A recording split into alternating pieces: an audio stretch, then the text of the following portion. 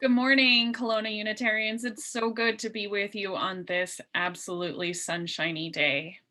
I don't know if you all can tell, but the sun is coming right into my face right now, even though I have almost blackout curtains on the window. So it is so good to be with you and to have the sun in my eyes.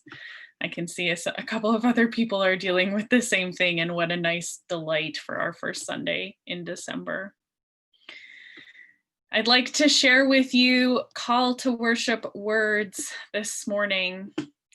Out of the din of the city, away from the noise of the crowds, we come to rest in this moment, in this space, set apart from the never ending to do lists, embracing the seventh day, a day of rest. We come to the warmth and stillness of this sacred hour. Remember, you have chosen to be here. Something in your life led you to arrive here now. Whatever tasks and cares await you now for this brief time, simply rest. Allow your soul to be nurtured. Let the waves in your mind and heart gradually subside as you come home to yourself, holy and whole. Come, let us worship together. So today is the second day in Advent. For those of you who were not raised in a Christian tradition, or those of you who were never part of an explanation of Advent, the word Advent comes from the Greek word meaning waiting or coming. It is the process of waiting for the coming of Christ. It is celebrated over the 4 weeks before Christmas Eve, a special time when anticipation builds and prepares people for the coming of God's Son. Many people have likened it to Lent, the fasting and preparing that happens before Good Friday and Jesus's death. But Advent is the celebration of the coming of humanity's Savior. A wreath with candles is lit, one candle each week. These are meant to symbolize the light of God. Each of the weeks of Advent is spent focusing on a different theme: hope, peace, joy, and love. And while I know that this celebration, this practice of waiting, attending to joy and hope and peace and love, is so very important to many Christian lives and many Unitarian Universalists' lives, I struggle with the practice. It feels odd and out of place for me to celebrate the birth of a child for weeks when my theology, when the theology of my Unitarian ancestors state that there is nothing special about the birth of this particular child. It is only as holy and as precious as the birth of every other child that has ever been born. Unitarian theology stepped away from the idea that Jesus was divine, that he was the literal Son of God, and that he was anything other than just human. Unitarians could hold truth and appreciation for the messages of Jesus and other knowledge from Christianity, even when they don't hold truth of the core principle of the message, that Jesus came to save humans. I believe this is true for the season of Advent as well, a practice that asks us to sit in the waiting, a practice that asks us to sit with the anticipation, the joy, the excitement, and to experience the wait.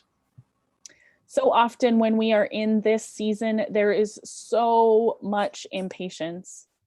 Impatience for arrival, impatience for time to pass and be over, impatience for the presence and for the events to happen. And even more so this year, while Christmas has been quote unquote canceled. There is so much impatience for life to get back to normal. Let us gather, let us be together. All of the waiting and being alone is not good for us. But what if the real work of this season, the season of Advent, the season of waiting for COVID to be over, what if we are supposed to learn how to sit and wait? When was the last time that you sat still and with your body? Perhaps you do it often. Maybe some of you do it on a daily basis. Or perhaps you do it weekly. You've decided to add it into the moment of silence each Sunday to sit still and listen to your body. Perhaps you've tried sitting still once or twice, but it doesn't really work for you. You feel too antsy, too jittery, too distracted, and need to keep moving. I'm sure that everyone here has sat still at one point in time or another. Waiting is one thing, but sitting still is another. How often have you spent time pacing, waiting for something to happen, and you start walking back and forth? Maybe it's for a loved one in a hospital room, or a teenager who hasn't come home yet. Maybe it's for the oven timer to ding, or pacing back and forth to make a baby go back to sleep. Pacing is one way of waiting. There is some knowledge and truth to this as well.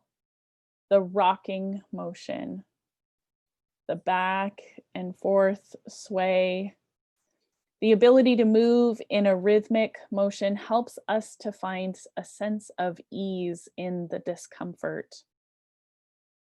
Have you ever sat nervously and had your knee start to bounce up and down? An attempt to get all of that extra energy out of your body?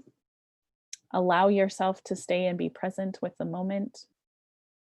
It's almost as if there is an allurement in that movement, something that pulls us away from the discomfort of waiting and allows us to let go of the struggle. But sometimes I wonder how many of us actually pay attention to what that wobble is covering up. Almost 3 years ago, I put together a resume and a package for this congregation to see if you would like to interview me for the position of contract minister. I had just been to see the ministerial fellowshipping committee in Boston, who had told me that I would need to spend another year in training and contemplation before they would allow me to become a fellowshipped minister. I was living in Montreal, offering ministry to a community out there, and I had absolutely no idea what I was going to do. My intention of going into search for a congregation and a settled ministry position was no longer available to me. I would have to figure something else out. Kelowna had been advertising their desires to hire a part-time minister, and I wondered if that could be a possibility for me. Kim Dawson and I communicated back and forth for a few weeks before I sent my package to the search committee. And after that, much waiting and agony, I heard back from Kim that the search committee wanted to interview me and wanted me to come to Kelowna for a candidating weekend. Now, of course, this was not the most challenging of waits.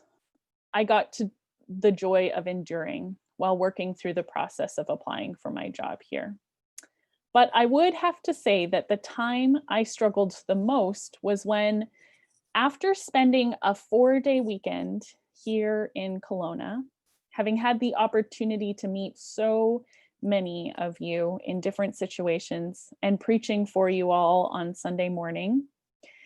I had to wait an entire week before I heard back from Kim about what you all thought. April 29th, I preached. I had a lovely lunch with the search committee down the street at Oak and Crew, a place that I will add that I have never been to since. It's pretty snazzy. And then I drove back to Calgary, where I would spend a couple of nights with my parents and then fly back to Toronto, where Adam was waiting for me.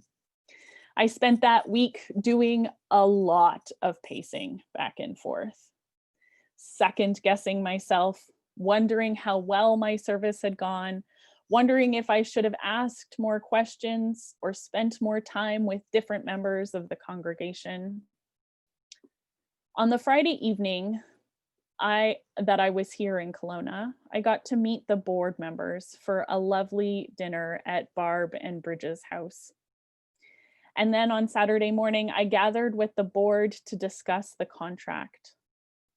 Perhaps I shouldn't have requested an earlier start date. Perhaps I shouldn't have asked for additional moving expenses. Maybe I should have been willing to work for exactly what they were offering. Perhaps all of these thoughts were racing through my head because I struggle with anxiety. But I am sure this is a story with which many other people can relate.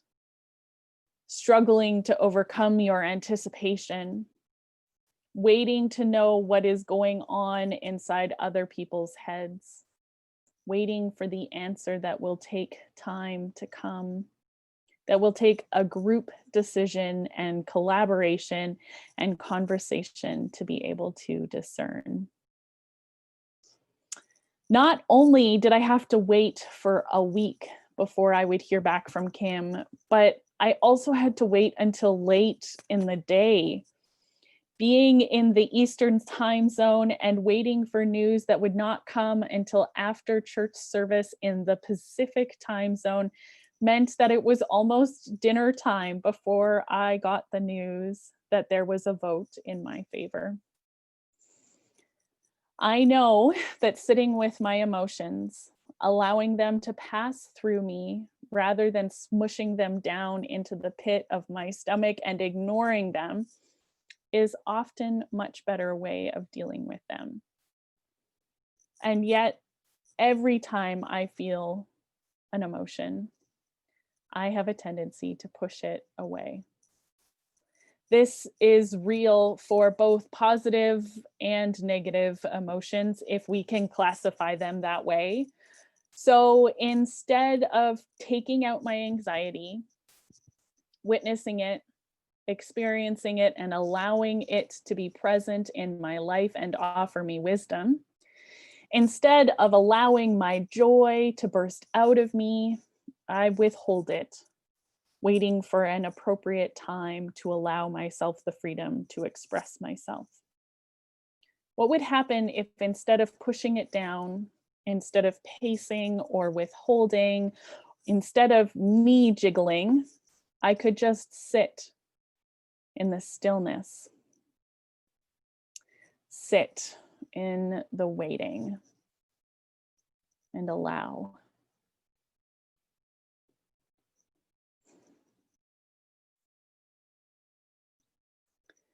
Last weekend, I talked about how retelling our stories or understanding them in different ways can help us to heal.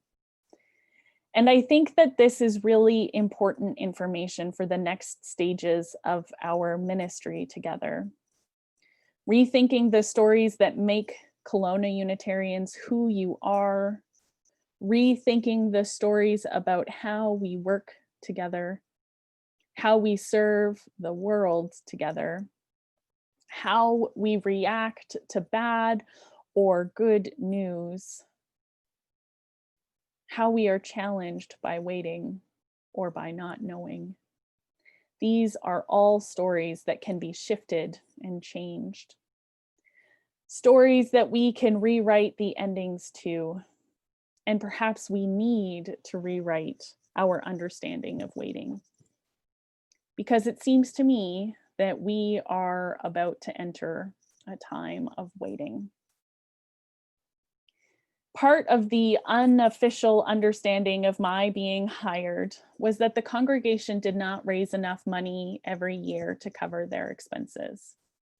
And you all would have to spend the money that had been saved up from members who had offered bequests or who had left money in their wills to the congregation. After this money ran out, the congregation would need to sell off property to be able to continue to afford professional ministry. We are nearing that situation where conversations have begun about how to make those decisions and what professional ministry will look like for this congregation, along with the idea of what this congregation envisions for its future. And while I think this is an incredibly exciting time, and I have been planning with some of these conversations might look like with my mentor and a few colleagues, we are also entering a time of waiting, a time of staying still with our emotions, our nerves, and our anticipation. I too am entering a time of waiting. My contract with the congregation has another 8 months to go. And at the end of those 8 months, I have no idea what is going to happen. I know that there will be many conversations about what comes next, what is possible, and what I might like. But I need to be patient and allow time to unfold as we figure out things together. I am practicing what it means to be still. I am allowing my anxiety to come up into my throat and into my chest and to sit there, to be still with those feelings. Every time I think about what is going to happen next year, I am practicing what it means to sit with uncertainty, to know that decisions need to be made, but they can't be made until we have the right information and until we are able to share all of the details. I am learning what it means to be still. And this is the work. I would invite you to join me here, knowing that this is the work. Being in relationship while we struggle through the questions and the emotions and the ups and the downs. This is our work. As we sit through this season of Advent, awaiting what is at the other end, awaiting the joyous arrival of whatever comes next, let us deepen into the practice of being still together. We are able to get through the challenges together, and we will figure out how as we sit together. Thank you.